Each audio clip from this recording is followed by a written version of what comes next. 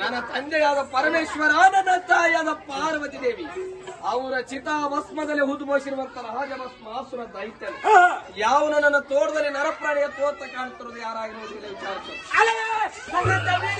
ನನ್ನಂತ ಸೂರ, ನನ್ನಂತ ಜೋಕುಮಾರ ಈ ಬನ್ನುಗಳು ಹುಡುಕಿದ್ರೆ ಸಿಗಿದಲ್ಲ, ಅಂತಿಗೆಲ್ಲ ಅಳಕಿಗೆಲ್ಲ ಅಡಿಗೆ ಮನೆಗೆ ಹೋಗ್ಕೊಂಡು ಹೊರಗೆ ಬರಲ್ಲ. ಅಂತ ಸೂರ ನಾನು, ಅಂತ ಸೂರ ನಾನು.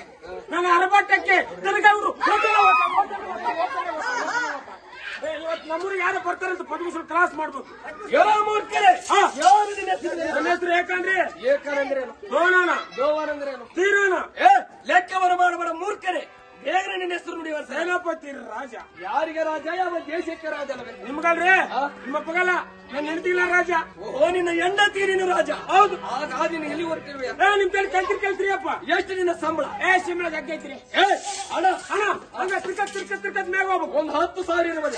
ನನ್ನ ಹೆಂಡತಿ ಹಸ್ಬಿಟ್ಟು ತಿಕ್ಕಕ್ ಬರಲ್ಲ. 10,000 ರೂಪಾಯಿ. ಒಂದು 20,000. ನನ್ ಸೊಳ್ಳೆ ಬರ್ಗಲ್ರಿ. ಒಂದು 50,000. 50,000. ನನ್ನ ಹೆಂಡತಿಗೆ ಪ್ಯಾಂಟ್ ಆಗಿ ನನ್ ಸೀರೆ ಬರಗಿಲ್ಲ. ಆಗ ನಿನ್ನ ಸಂಬಳ ನನಗೆ ಅರ್ಥವಾಯಿತು. ಒಂದು ಕೋಟಿ. ಕೋಟಿ ಮೇಲೆ ಮಂಗ್ಯ ಮೇಲೆ ಮುಚ್ಚ, ಒಂದ್ ಆನೆ ಒಂದು ಪೈಸೆ ಅಷ್ಟೇ. ಒಂದು ಹಣೆ ಒಂದು ನಯ ಪೈಸೆ. ಆಗ ನಿನ್ 8 ಮಕ್ಕಳು ಬಂದು ಬಳಗ ಆಯ್ತ್ರಿ. ಬಾಳ ಐತಿ. 2 ಹೆಣ್ಣು ಮಕ್ಕಳು ಅದಾರಿ, 4 ಜನ ಹೆಣ್ಣು ಮಕ್ಕಳು ಅದಾರಿ, 15 ಮಂದಿ ಮಕ್ಕಳು ಅದಾರಿ. ಎಮ್ಮೆ ಆಕರ ಕುರಿ ಎಲ್ಲ ಜಗ್ಗೈತ್ರಿ ಜಂಜಾಟ. ಅವ್ರೇನು ಮಾಡ್ತಾರೆ, ನೀನೇನು ಮಾಡ್ತೀವಿ? ಅವ್ರವ್ರು ತಿಂತಾರೆ, ನಾನು ತಿರ್ಕೊಂಡು ಹೋಗ್ತೀನಿ. ಅವ್ರ ಪಕ್ಕದಾಗ ಅವ್ರು ಊಟ ಮಾಡ್ತಾರೆ, ನಿನ್ನ ಪಕ್ಕದಾಗ ನೀನು ಊಟ ಮಾಡ್ತಾರೆ. ಹಾಗಾದ್ರೆ ನನಕಿನ ಮಿಕ್ಕಿದ ವೈರಿಗಳ ನನಕಿನ ದೊಡ್ಡವರು ಈ ಭುವನದಲ್ಲಿ ಮೇಘಮಂಡಲದಲ್ಲಿ ಯಾರಿರುವರು? ಇದನ್ನ ದೊಡ್ಡ ಹತ್ರ ಇಲ್ಲ. ಅವರು ನರಮಾನವರು, ದೇವತೆಗಳಾರ್ದವರು. ಪರಮೇಶ್ವರ ಭೂತ ಬಡಕ ಸನ್ನಾಸಿ, ಅವನಿಗೆ ದೊಡ್ಡವನಾದ. ತ್ರಿಶೂಲ ವಾಮಸ್ತ್ರ ಉಳಿದಂತ ಮಹಾ ದೊಡ್ಡ. ತ್ರಿಶೂಲ ಓಮಸ್ತ್ರ ಬಹಳ ದೊಡ್ಡವ.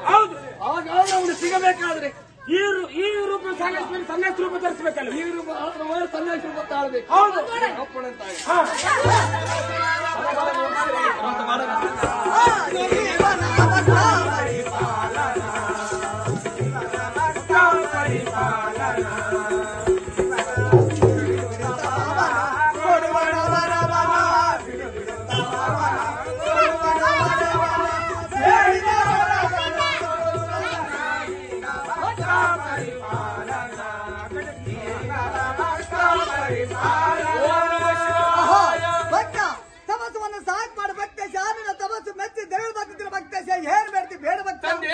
ಶಂಕರ ಗಂಗಾಧರ ಗೌರಿವರ ಜಟಾಧರ ನನ್ನ ತಪಸ್ಸಿಗೆ ಮೆಚ್ಚಿ ದರಗಿಳಿದು ಬಂದಿರುವೆ.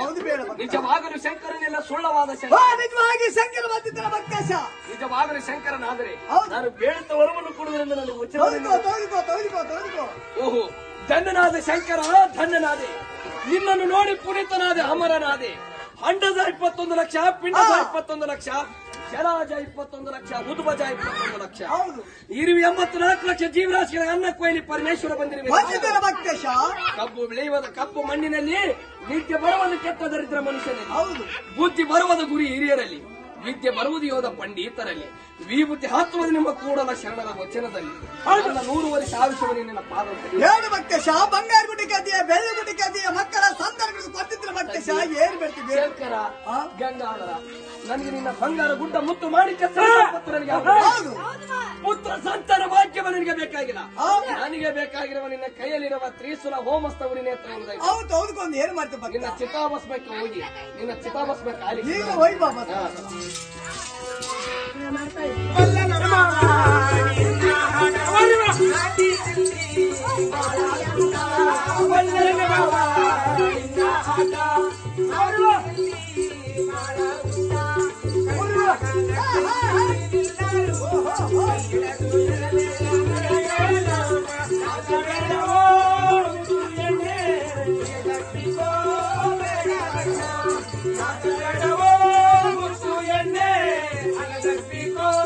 ಬೇಗ